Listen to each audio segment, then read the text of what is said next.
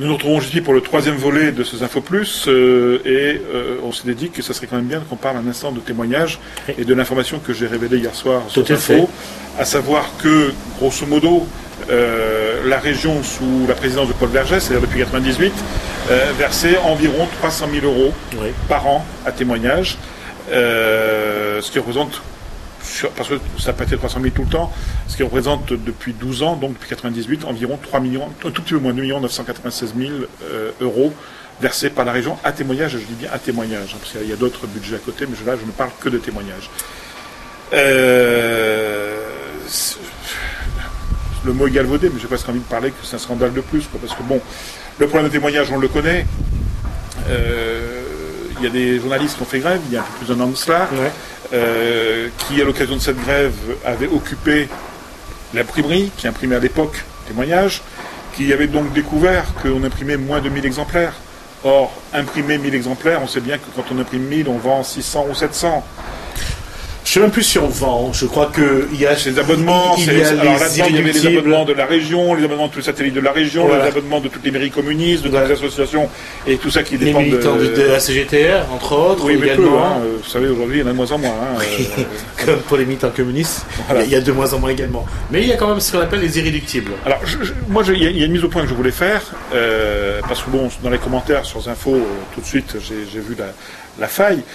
On dit oui, mais vous voulez la mort de témoignage. Non, je ne veux pas la mort de témoignage. Au contraire, moi je suis pour la liberté de la presse et il faut qu'il y ait le plus grand nombre possible, la pluralité et représentant tous les courants politiques. Non, il faut que témoignage d'abord, d'un point de vue purement historique. Témoignage a participé à beaucoup de batailles, à beaucoup de combats, a permis beaucoup d'avancées sociales. C'est une réalité. Et je crois qu'il faut, je pense que dans le débat, il faut que l'ensemble de Réunionnais se mobilise, non pas pour Paul Vergès ou pour les partis communistes, moi c'est pas pour un journal, voilà. Non, moi c'est pas ce niveau-là que je le place. Qui fait partie de l'histoire. Oui, mais moi c'est pas ce niveau-là que je le place. Voilà. Moi je dis, et je l'ai eu l'occasion de répondre à un commentaire sur Infos, je dis que, à la différence des autres journaux, des autres médias, Témoignage se revendique comme étant le journal d'un parti politique. Tout à fait.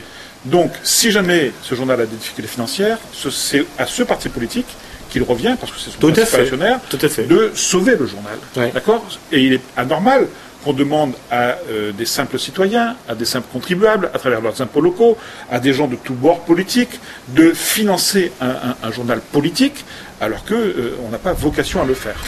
Ils se sont volontairement positionnés sur ce créneau, il faut qu'ils aillent au bout de leur logique, et que s'ils ont des difficultés, ce soit le parti politique qui est riche, hein, par ailleurs. Hein. Le Parti communiste réuni est un parti riche, à la tête d'une nébuleuse de société, il faut le savoir. D'ailleurs, un jour, j'aurai l'occasion de rentrer un petit peu dedans et de le révéler. Bon, mais il faut que Témoignage vive. Moi, j'ai une solution pour sauver Témoignage. C'est de transformer les témoignages, enfin transformer non, mais c'est d'arrêter la version papier et de garder la version web, qui est très lue en plus, hein, il paraît qu'elle a un certain succès, donc de garder la version web, c'est plus écologique, ça réduirait très fortement les coûts, et à mon avis, il pourrait sauver le journal.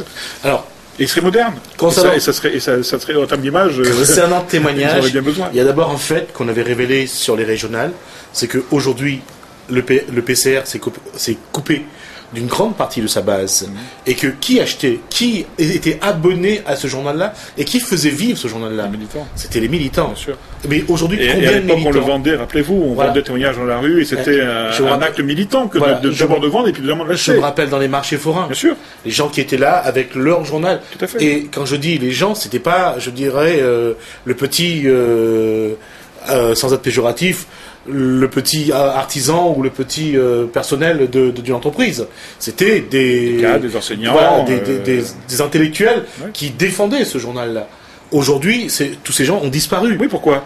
Parce qu'il y a eu une époque de vache grasse où il n'y a plus eu besoin de ça, où l'argent rentrait suffisamment par le biais des collectivités, des subventions, etc. Tout à fait. Et donc on s'est coupé de ces gens-là en leur disant, mais écoutez, c'est plus la peine, ça va, on gagne de l'argent, il n'y a même plus besoin de vendre. Voilà. Et aujourd'hui, aujourd'hui, tout ça a disparu. Oui, que la vache à lait a disparu. On a plus ça pose un problème. Mais Pierrot, je vais peut-être vous surprendre ce que je vais vous dire, mais je vais vous le dire quand même. Je pense que vous le savez déjà, je pense. Témoignage ne va pas mourir. Témoignage, normalement, à la rentrée, sortira en couleur, en quadrille. Vous êtes déjà au courant, donc... avec quelques belles plumes, m'a-t-on dit. Avec, voilà. Je crois que ça montre aussi une chose, c'est que Paul Vergès n'a pas abdiqué. Paul Vergès veut repartir. Paul Vergès, et il se prépare à revenir. Et je crois que ce qui va être important, et pour faire la liaison avec dont on a parlé tout à l'heure avec Didier Robert, c'est que cette position sur Air Austral peut être très importante. Stratégique. Voilà, stratégique. Je crois qu'aujourd'hui, Paul Vergès est en train d'essayer de maintenir ses positions sur certains éléments. Ben, pour rebondir, il faut pouvoir s'appuyer sur du solide. Oui. Là, aujourd'hui, tout est mouvant. Donc, il est condamné à retrouver quelques places fortes sur lesquelles s'appuyer. Alors, les places fortes, il y en a quelques-unes déjà. Il y a les mairies, les mairies communistes. Mais ça, c'est. Là, je suis pas d'accord. Voilà. Je suis d'accord avec vous. C'est que Saint-Louis, exemple financièrement, sous tutelle bientôt, et qui n'aura plus aucune marge de manœuvre. Le port, financièrement, c'est... Non, même si le port, financièrement, tient le coup, c'est la position. C'est plus une commune riche, c'est une commune juste maintenant. Voilà, qui ça se tient. Et Pierre Vergès, qui est rentré à la mairie, ne fait pas l'unanimité. Moi, j'ai des échos qui me disent qu'il est très contesté au niveau même du personnel. Bah, il a toujours été contesté. Déjà, oui, mais ça n'a pas changé, quoi, en tous les cas. Hein, bon, c'est la personnalité même de Pierre Vergès qui, au sein même du parti, qui n'a pas été très apprécié. En dissidence. Saint-Paul en dissidence. Donc, c'est vrai que Saint-Uzanne est assez partagé. Donc, Paul Vergès, aujourd'hui, pour s'appuyer sur des éléments qui soient concrets, il faudrait qu'il revienne à sa base. Ouais. Mais il a plus 20 ans. Hein. Non seulement il a plus 20 ans, sa base n'a plus 20 ans. Non, mais pour aller sur la base, il faut être capable d'aller le soir dans les réunions de cellules jusqu'à 22h, 23h. Et aujourd'hui... il faudra remotiver toute l'équipe. Et c'est pas Pierre qui peut remotiver.